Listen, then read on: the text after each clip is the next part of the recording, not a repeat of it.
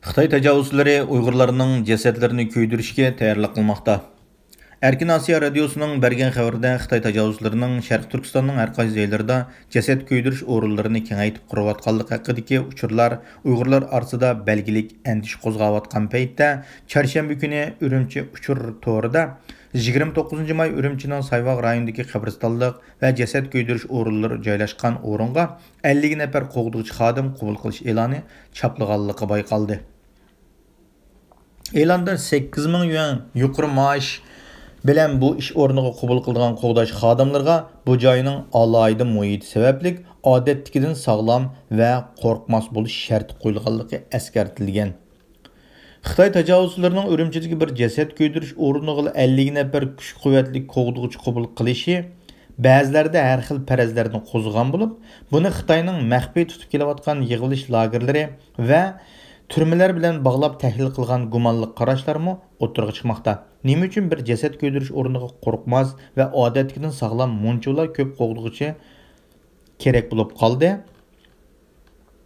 Biz Urumchi uchur to'rida e'lon qilingan bu 50 qo'g'dug'ichi qabul qilish e'lonida berilgan telefon nomeriga telefon qilgan bo'lsakmi, telefonni olgan xodim odam ilishishiga o'zi mas'ul emasligini aytib, bu haqda so'ragan savollarimizga javob berishni rad qildi. Biz yana buningdan bu joyda Uyg'ur qatorliq asonliq millatlarning jasad kuydiriladi deb so'radik. U qisqalik qilib texi unda uqtirish topshirib olmadik deb telefonni qo'ydi. İjtimoiy aloqa torlaridagi munosabatli uchurlarga qaraganda Urumchidagi 50 nafar odam qabul qilish e'loni chiqargan o'rin Urumchi Sayvoq rayonidagi 9 ejderha istirohat bog'chisi deb nom qo'yilgan. Jasad kuydirish dafn ishlarini mulozimat birlashgan zo'r ko'lamda qabristonlik qilib, bu butun mamlakat bo'yicha zamonaviylashgan va mulozimati birgalashgan eng chong qabristonlik deyilgan. Bu o'rin 2003-yili Bingtuanning tasdiqi bilan qurilgan bo'lib, Bingtuan 12 diviziya 104 polkning 320 million mablag' selishi bilan 4 atrofi tog' bilan o'ralgan xilvat joyga yasalgan ekan. Hozirgacha Xitoylarning dafn ishlari uchun mulozimat qilib kelgan mazkur o'rinning nima sababdan to'satdan 50 qo'g'dug'ichiga ehtiyoj bo'lib qolganligining sababi hozirgacha yana yechilmadi.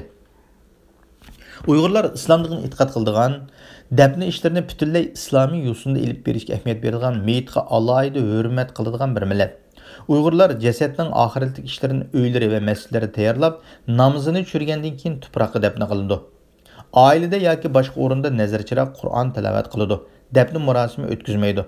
Xitoy tajovuzlarining Urumchiga o'xshash cho'ng shaharlarda jasad kuydirish o'rinlarini kengaytgandan boshqa, janubdagi Uyg'urlar zich o'ltiraqlashgan Xitoy nüfusi yanada intayin oz sondagi sanaladigan bir qism noylarga yaqinqi mezgillarda dafni murosim va yoki dafni ishlari mulozimat markazi degandek joylarni qurayotganligi g'alati bir ish hisoblandi. Taraqqiyot qurilish uchur to'rida 2018 yil 2-7 kun tartilgan qurilish huddiga berish e'lonida Qashqar Yupurg'i noyasiga qurilmoqchi bo'lgan Yupurg'i noyalik musulmonlar dafni murosim qurilish plani o'ddigar chaqirilgan bo'lib, to'rdagi uchurda ma'lum bo'lishicha, bu qurilishga Xitoylar 10 million xalq puli mablag' solgan. 2016 yil 24 nomerli hujjat bilan bu qurilish planining tasdiqi tushgan ekan.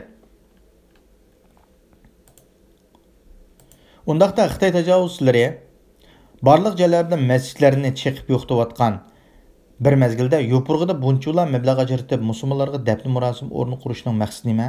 Nimishqa Uyg'ur musulmonlarining masjidlarida kollektiv holda jinoza namozi o'qish qatorliq diniy faoliyatlarni o'tkazishga yo'l qo'ymay, maxsus dafn murosim o'rni qurdi. Bu gumonliq nuqtalarga javob berishga tirishdik. Oxir Yopurg'i noyasidagi ma'lum yezliq partiya guruhi ishxonasidan bir Uyg'ur ziyoratimizni qabul qildi. Gerçi bu Uyg'ur kadr Yopurg'iga yangidan dafn murosim ishlari o'rnini qurayotganligidan xabar bo'lsa-mu, lekin uning bitmaganligini bilmaydiganligini aytdi va dafni murosim o'rnining qanday joy ekanligi haqidagi o'zining farzini aytdi. Bu kadrning qiyosicha yana burun yurt ichida igichaqsiz o'lib ketgan kishilarni jamoat o'zlari mas'ul bo'lib ko'mib dafn qilgan bo'lsa, buningdan keyin undaqlarni ko'ydirib bir taraf qilish ehtimolligini yo'q degil bo'lmaydi ekan. Chunki igichaqsiz qerib ketgan og'riqchan dehqonlarning sonini elish asos qatlamga tushgan kadrlarning vazifalarining biri bo'lmoqda ekan. Bu yılning beshida Xitoy tajovuzlari bir qism joylarda maxsus jadval tarqatib, Uyg'ur Kommunistik partiya a'zolari o'lgandan keyin musulmoncha emas, balki Xitoylarga o'xshash jasadini ko'ydirib bir taraf qilish to'g'risida vasiyat qoldirganligi haqida aniqsiz uchurlar tarqalgan. Ammo bu ahvollar texnik munosabatli idora organlaridan surishtirilib, dalillanmagan edi. Bu kadrdan bu vaqt so'rg'inimizda Yopurg'ida hukumatning tashabbusi bo'yicha partiyalik kadrlar ichida jasadini ko'ydirib bir taraf qilish qo'shilganlarning hozirgacha 4-5%ni egallaydiganligini bildirdi. Xitoyning 1992 yil tarqatib ijro qilayotgan dafn ishlari mezonida, garchi Xitoy millatidagilar o'lgandan keyin jasadini birdek ko'ydirib bir taraf qilinganligi talab qilingan bo'lsa-mu, islom diniga e'tiqod qiladigan Uyg'ur, Qozoq, O'zbek, To'ngan, Tojik qatorliq 10 dan oshiq millatning dafn ishlarini o'zlarining urf-odati bo'yicha elib berishining qonun orqali qo'g'dilishi shart ekanligi ko'rsatilgan. Lekin Xitoy tajovuzchilari bu xil mizonlarga keyin qo'shimcha yana agar osonliq millatlar o'z roziligi bilan meyitni ko'ydirib dafn qilishni tanlagan bo'lsa, hech kimning daxl qilish huquqi yo'qligini eskartgan edi. Xitoy tajovuzchilari Uyg'urlarning milliy va diniy urf-odatlari bo'yicha dafn ishlarini elib berish to'salg'ulik qilishi diniy erkinlik, milliy urf-odat, kishilik huquq va qonun huquqlariga chetiladigan intayin jiddiy va nozik bir masala hisoblandi. Holbuki, yaqinqi mezgillarda Xitoyning diniy oshqo'llikni tugutish nomida elib borgan qattiq zarba berish siyosatlarida hatto Uyg'urlarning dafn marosim ishlariga 15 odamdan ortiq odam qatnashmaslik, o'z qo'rosida namoz tushirmaslik, nazar chiroq o'tkazmaslik, odam yig'ib Qur'on tilovat qilmaslik haqida nurg'un cheklama qo'yib kelayotganligi ma'lum.